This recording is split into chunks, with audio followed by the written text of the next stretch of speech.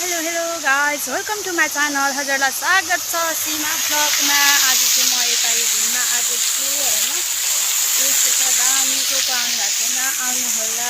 नखायो है चट्टसँगले। अब चाहिँ जाने कार्यक्रम भइरहेछ। साथीहरू मम्मीसँग आएको म चाहिँ है। मेरो चाहिँ अरू पनि काम थियो। सो गाइज आज चाहिँ म होइन साडीहरू लाउनु पाइनँ, त्यही भएर गाइजहरू म चाहिँ आज पेन्ट भेस्ट लगाएर आएको छु। सबजना साडी चुलोमा हुनुहुन्थ्यो, म मात्रै पेन्ट भेस्टमा। त्यही गाइजहरू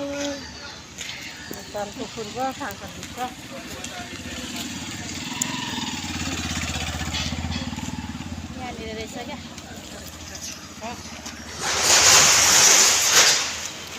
हेलो म हजुरहरूलाई आज काकरभिट्टा देखाउने छु।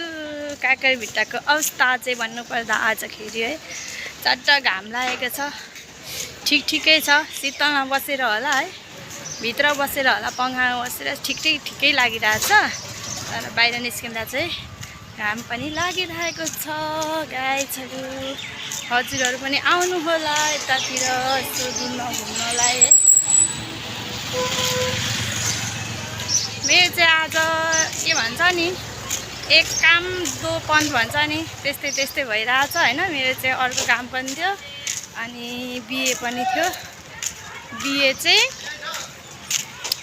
मेरो भदैनीको थियो। के पाउनु, बहिनीको, निनीको छोरी बहिनी है, निनीको छोरी बहिनीको बिहे थियो गाइजहरू। अनि म चाहिँ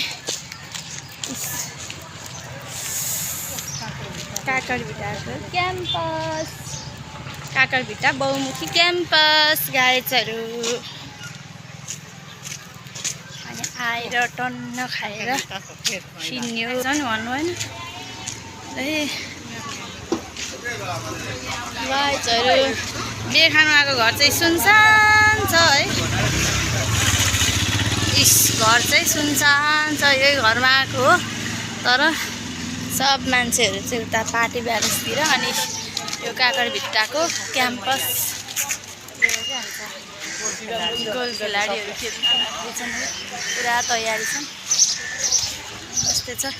पहिला आउँदा चाहिँ यस्तो थिएन, अलिक सानो घरहरू थियो, यति धेरै यो थिएन। अहिले त झन्डै मैले नै नचिनिने गरी त्यति धेरै चेन्ज भइसकेछ नि त गाइजहरू। त्यही भएर कहिलेकाहीँ यसो आउँदै चाहिँ गर्नुपर्ने रहेछ है गाइजहरू, नत्र हराइन्छ नि नेपालमा पनि। सो तपाईँहरू पनि घुम्न चाहिँ नछोड्नु होला। अब भन्छ नि मरिन्छ कि बाँचिन्छ, बाँचुन्जेल चाहिँ घुमिराख्नुपर्छ अरे क्या साथीहरू। सो म चाहिँ घुमिराख्दैछु। त्यही भएर म चाहिँ एकदम घुमघाम गर्ने कार्यक्रममा छु है गाइजहरू। ल हेर्नुहोस् काकरभिट्टाको अवस्था। त्यो होइन होला मम्मी, आइहाल्छ त।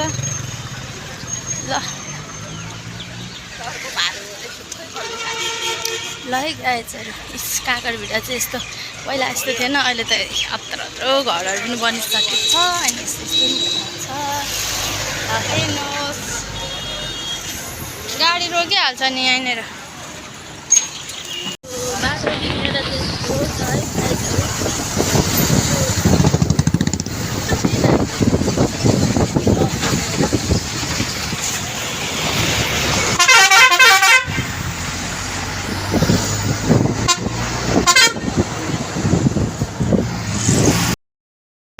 गाइजहरू अब म चाहिँ लागेको छु, अब जानेको बाटोमा।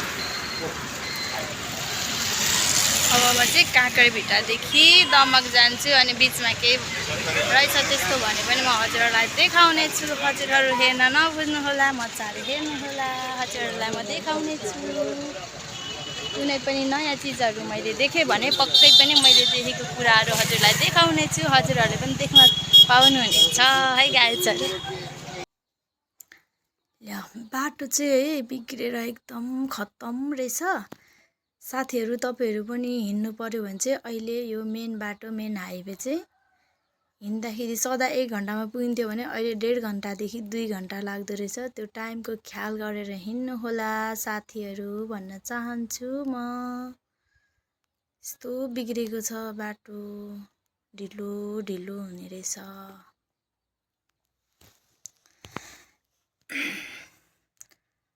ल है ल यस्तै छ बाटोको हालत, हजुरहरूले देख्नुभयो होला। बाटो हालचाल अहिले यस्तो रहेको छ साथीहरू। बबाल तरिकाले बिग्रेको रहेछ के साथीहरू। ल साथीहरू अब चाहिँ भिरतामोड आइपुगेको छ।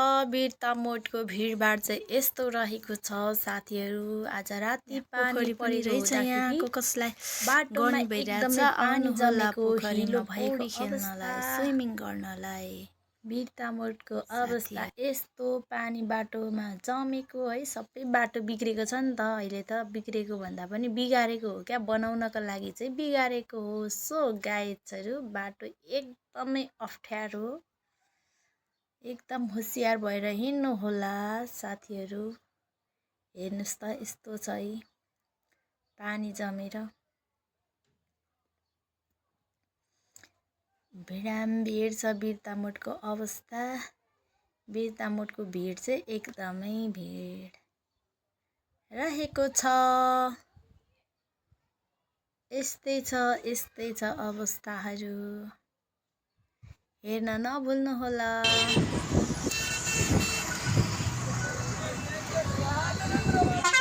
भिरतामोडको मेन चोक आइपुगिसकेको छ। अहिलेको अवस्थामा यस्तो छ भिरतामोड। ल साथीहरू हेर्नुहोस्, पानी परेकोले गर्दाखेरि अलिक त्यति धेरै धुलो चाहिँ उडेको छैन। नत्र भए त धुलो कति खाने हो खाने, खाजा खानु पर्दैन थियो, धुलो खाएर अगाउने गरी धुलो उड्ने थियो।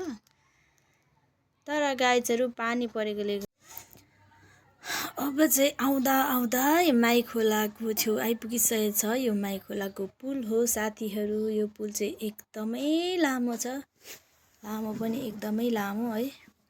पहिला त यो पुल नेपालको तेस्रो कि कुन पुलमा पर्छ भनेको सुनेको थिएँ, दोस्रो तेस्रो खै कुनमा सुनेको थिएँ।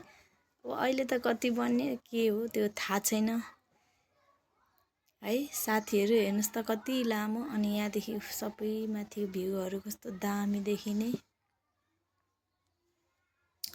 दामी छ है, दामी छ साथीहरू। घुम्न नछोड्नु होला, घुमिराख्नुपर्छ है, घुमिराख्नुपर्छ, मजाले घुम्नु होला। अनि म चाहिँ घुमिरहेको छु, नत्र भए फनफनी घुम्दा नि हुन्छ, बसेकै ठाउँमा फननन घुमे पनि हुन्छ साथीहरू। सबै देखिन्छ नि त, वरिपरि घुमेपछि त एकतिर मात्रै बसिरहेको त देखिन्न। सो ल हेर्नुहोस् त मन्दिरहरू चट्ट माई खोलाको मन्दिरहरू, माईबेनी मन्दिरहरू रहेछ गाइजहरू यतातिर।